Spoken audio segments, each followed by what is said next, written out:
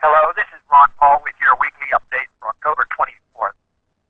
If you thought the Transportation Security Administration would limit itself to conducting unconstitutional searches at airports, think again. The agency intends to assert jurisdiction over our nation's highways, waterways, and railroads as well. TSA launched a new campaign of random checkpoints on Tennessee highways last week, complete with a sinister military-style acronym, VIPER, as a name for the program. As with TSA's random searches at airports, these roadside searches are not based on any actual suspicion of criminal activity or any factual evidence of wrongdoing whatsoever by those detained. They are, in effect, completely random.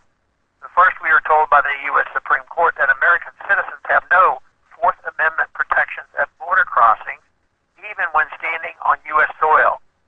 Now, TSA takes the next logical step and simply detains and searches U.S. citizens at wholly internal checkpoints.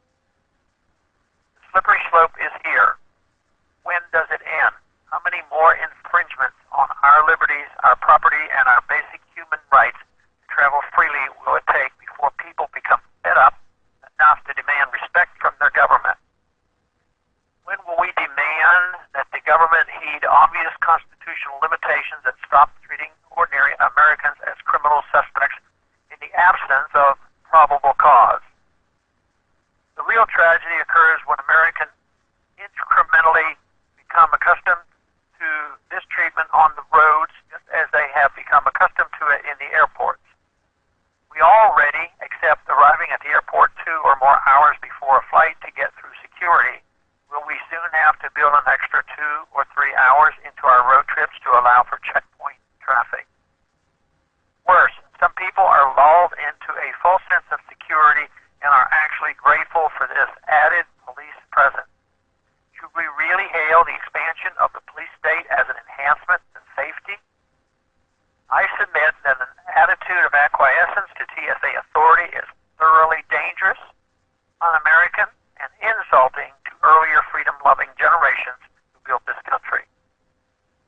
I am certain people will complain about this once they have to sit and stop traffic for a few extra hours to allow for random searches of cars. However, I am also certain it merely will take another so-called foiled plot to silence many people into gladly accepting more government and mismanagement of safety. Vigilant, observant, law-abiding, gun-owning citizens defend themselves and stop crimes every day before police can respond. That is the source of real security in America. Second Amendment right to defend oneself. The answer is for people to be empowered to protect themselves. Yet how many weapons might these checkpoints confiscate? Even when individuals go through all the legal hoops of licensing and permits, the chances of harassment or outright confiscation of weapons and detention of citizens when those weapons are found at a TSA checkpoint is extremely high. Disarming the highways and filling them full of jackbooted thugs demanding to see our papers is no way to make them safer. Instead, it is a great way to expand government surveillance powers and tighten the noose around our liberties. Thanks for calling this update. The new update is placed on this number, 888-322-1414 every Monday. The written text can be found on my website, www.house.gov.